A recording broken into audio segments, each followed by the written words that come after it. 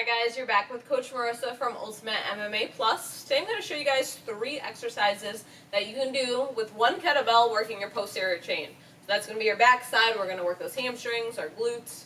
Okay, we're going to keep our core nice and tight as well in the mix. So first thing we're going to do, we're going to pick up one kettlebell. If you're not sure what weight to use, definitely always start lighter, see how you feel. Okay, we're trying to get between 8 to 16 repetitions of each exercise. If it's one leg, it's going to be the 8, okay? If we're doing double leg, which we're going to start with, we're going to use both legs. So this would be light for me for a deadlift, okay? You have heavier kettlebells, you can build up like I mentioned, but for a warm-up set, you definitely want to start light and then see how you feel. So the first one we're going to do is our deadlift. So my feet are going to be pretty straightforward, just about hip width, okay? They can be further out, there's definitely different variations, but just about hip width is going to be totally fine. You will feel comfortable here. I'm going to have a tiny bend in my knees. I'll show you from the side as well. I'm going to keep my hips high. I want my shoulders back and down. I'm grabbing right at the top of this kettlebell. I'm going to hinge just right at my hips. Keep the weight very close to me. I'm going to come down a little bit below my knees and then let my hamstrings pull me back up. It is not a squat, so you're not letting your hips drop. You're going to keep your hips high. So again, toes are pretty straightforward. My feet are hip width. I have to make sure I relax my neck when I go down, so I'm going to look down. I keep my hips high. There's a tiny bend in my knees. This weight is almost touching my body, okay? It pretty much is touching your body. You want to keep your spine and back safe, so don't have the weight far away from you. So very close.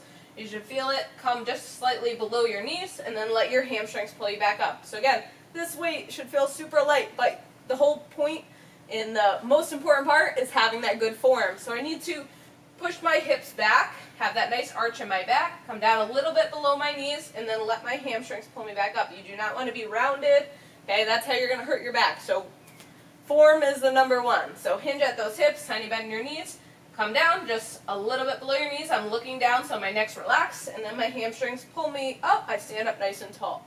Okay, so we're going to go deadlift. So these I would try to go for 16 repetitions. So higher reps if the weight is light. Okay, after that, we're going to still do a deadlift, but now we're going to stagger our feet. So I might give myself 30 seconds in between, depending on how heavy I lifted, how much weight I lifted, okay? If it was a little bit lighter, 15 seconds, and then I'm ready to go, okay? But between 15 seconds to a minute, if you need it, you can take a little bit more if that weight is heavy. Now I'm going to stagger my feet. So my back toe is going to be pretty much right at my heel, and I have just a little bit of space in between. Okay, you don't want them together, and you don't need them far out. But toe is going to be right where that heel meets, and our feet are going to be spread out. Just a little bit. Again, I need to keep my hips high. I'm going to bend my knees. I need to keep my back in good posture and the weight close to me. So hinging right at those hips, and then come all the way back up. So this is going to offset your deadlift just a little bit, so we can target the muscles just a little bit differently. Same deal. Keep the weight close. Come down a little bit below your knee. Back is flat, I'm looking down to relax my neck, then I'm going to stand back up, and then I'm going to switch my feet. Okay, so my other foot is in front, other one's in back, same deal, tiny bend in your knees, hinge right at your hips, so you're getting a little stretch on one side, coming down, keep the weight very close to you, and then stand all the way back up at the top. Okay, so that's going to work our backside. One other one we have is on the ground. We're going to do a floor bridge. If you're not used to bridges at all, do them with no weight to start, okay? It's always walk, before you want to run. But if you're used to some bridges, and we have a core that we want to get a little bit stronger, we're going to add a tiny bit of weight. Okay, so I'm going to keep the kettlebell on me. I'm going to have my toes facing forward.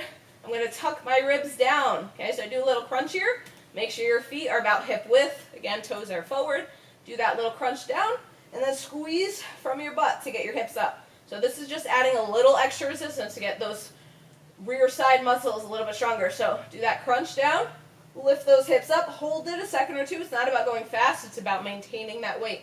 So crunch those ribs down, squeeze your butt, get that weight up. I'm holding it here so it doesn't slide, and then come back down.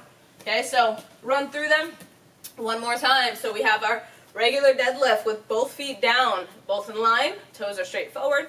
Okay, we're just hinging at our hips, tiny bend in our knees, looking down, and then standing all the way back up at the top. Again, we're trying to get between 8 to 16 repetitions. Then we're going to stagger our feet.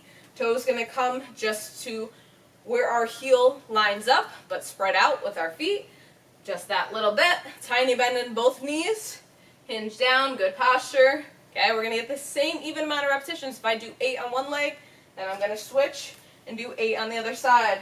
Okay, so both sides we want to get, because since we're targeting one side, we're going to have a little bit lower repetitions. And then our last one, again, is our floor bridge. I'll show you guys from this angle. My toes are straight forward. Okay, my feet are spread out about hip width.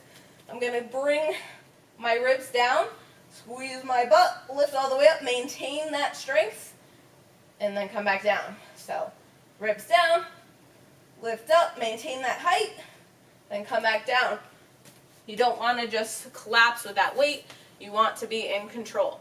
So 3 exercises, working that posterior chain with 1 kettlebell at home, just to give you guys a little bit more variety. Target those hamstrings, glutes, core with that bridge. Hopefully you guys like this. If you did, give me a thumbs up. The full workout will be listed in the description, but if you have any questions, definitely leave me a comment so I know and I can help you out. And definitely subscribe to our channel, Ultimate MMA Plus, so you guys never miss another workout. See you guys next time.